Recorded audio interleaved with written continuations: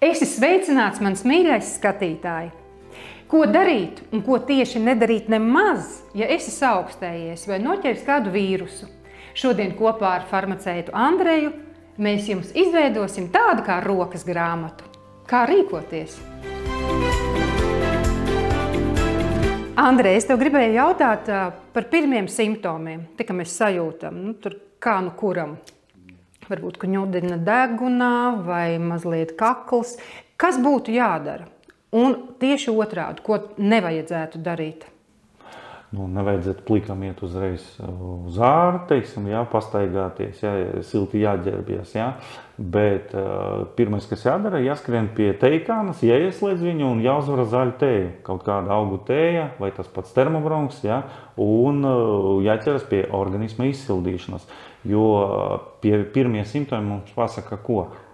Tieši to, ka organisms ir bišķiņ apaugstējies, viņš saņems pa daudz to augsto devu, un viņam vajag to karsto devu, lai līdzsvarot visu bilance tādā izlīdzināt, un līdz ar to, tāpēc nepieciešams pēc iespējas ātrāk ķerties pie karstām lietām. Brīnišķīgi! Šis, kas dzīvē visam ir jābūt līdzsvarā, tu arī vienā teikumā pateici, ka siltais un augstais pretstatā.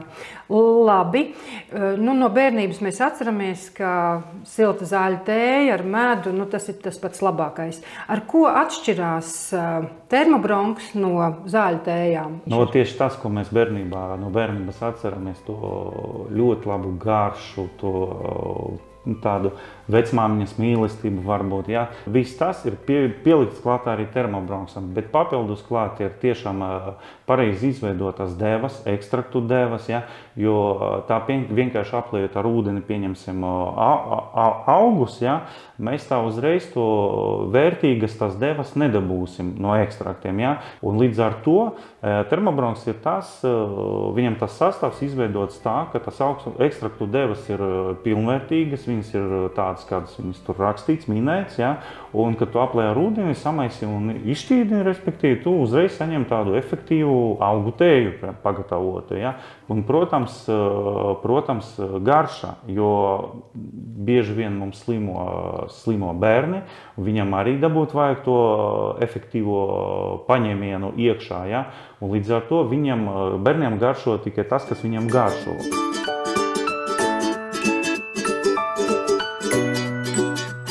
Ar tiem dzērieniem, kad ir kaut kāda slimība, vīrus piezogās, ir svarīgi, lai tas dzēriens būtu dzerams un bērns to izdzertu, jo savādāk, kad dzēriens nepārāk labdāts, un īpaši recepšu zāles, viņas netik gardas zāles, un tad ir ar kašķiem, un dažreiz ar raudāšanu, un negribās, un kaut kā sadabūt, un tad šīs dzēriens ir absolūti kaut kas pretstats. Jā, man garšo ļoti. Tas dzēriens ir salds.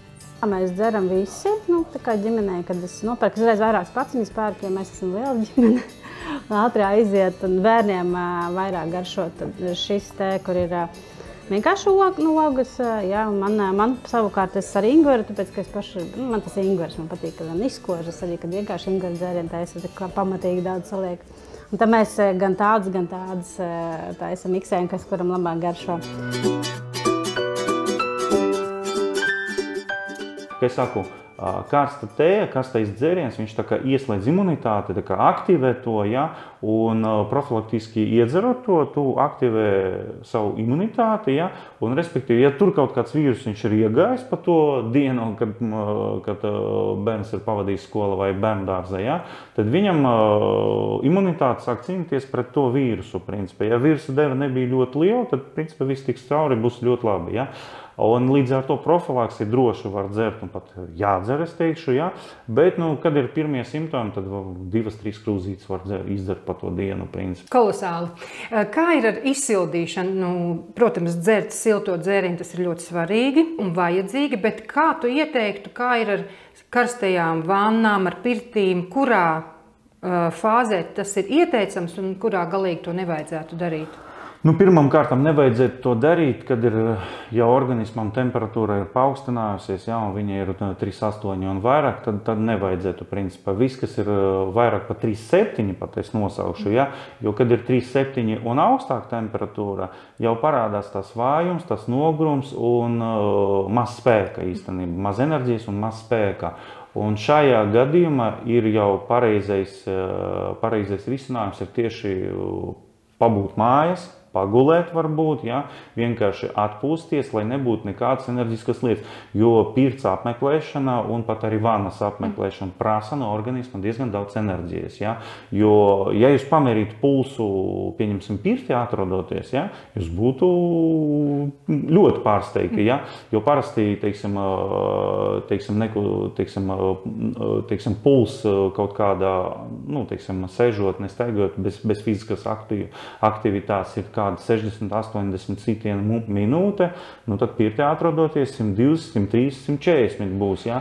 Un ja es jums pateikšu, kad ir vīrus, kad ir jau temperatūra, puls jau būs vienkārši atpūta stāvoklī 90, 100, 110. Ja? Un ja jūs vēl ar šito stāvokli temperatūru pulsu iesiet vēl pirtī, es tūlīt visus vīrusus, kas sāks izkarsēšu, ja? Nē, smadzenes izkarsēsies gan.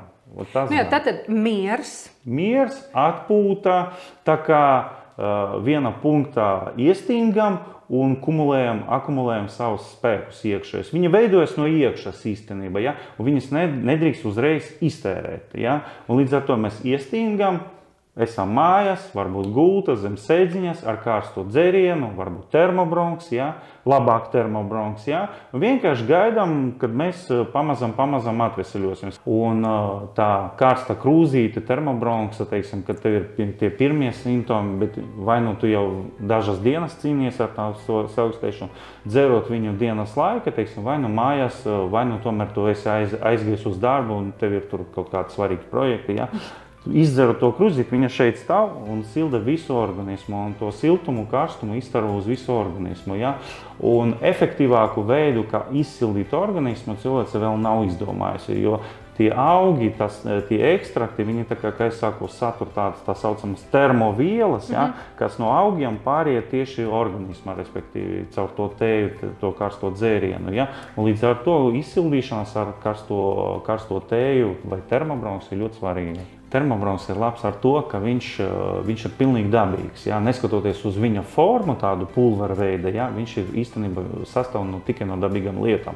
Un tas ir liepziedu ekstrakts, tas ir aveņu upeņu lapu ekstrakts, tas ir melnā plūškoka augļi ekstrakts, mežrozīšu ekstrakts un Īslandes ķērpja ekstrakts. Ja? Un klāt pievienots arī C vitamīns, lai pastimulētu to imunitāti. Ja? Un līdz ar to viņa gan pagatavošanās veids ir ļoti ērts, viņš tāda ērta pagatavojama un efektīva pagatavojama veida, ja?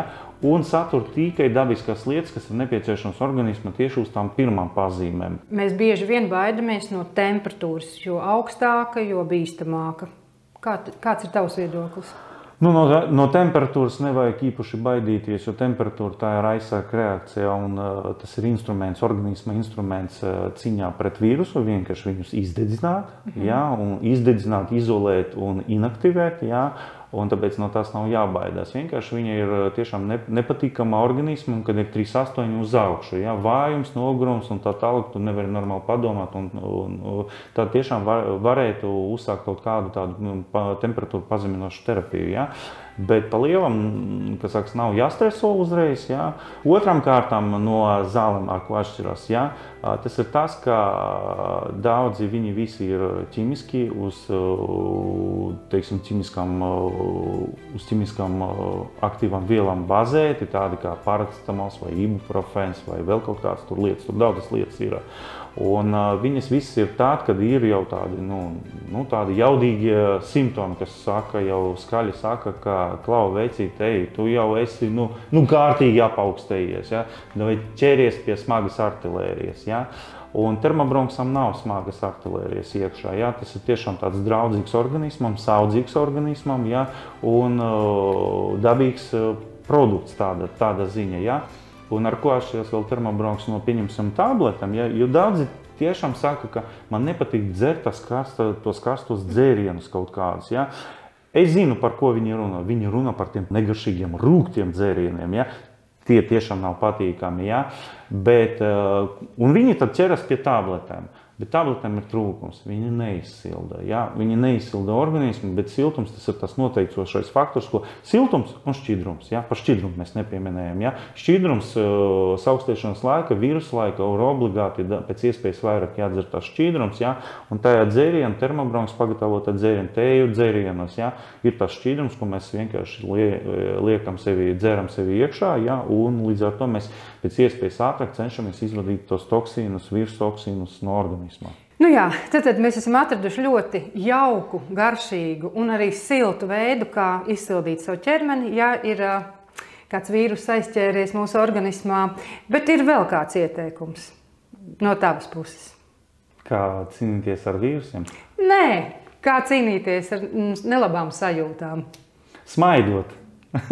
Tieši uzsmaidot, jo tas sintezē smadzenēs endorfīnus, un endorfīni ir tās iekšējas narkotikas, kas padara mūs laimīgus, un kad cilvēks jūtas laimīgs, viņam daudz skaitas aiziet tā vienkārši gar ausīm, gar acīm, un viņš pat nepamanā tos. Ja? Un līdz ar to tās pašas augstēšanas paies daudz interesantāk, ātrāk un bez kaut kādām problēmām.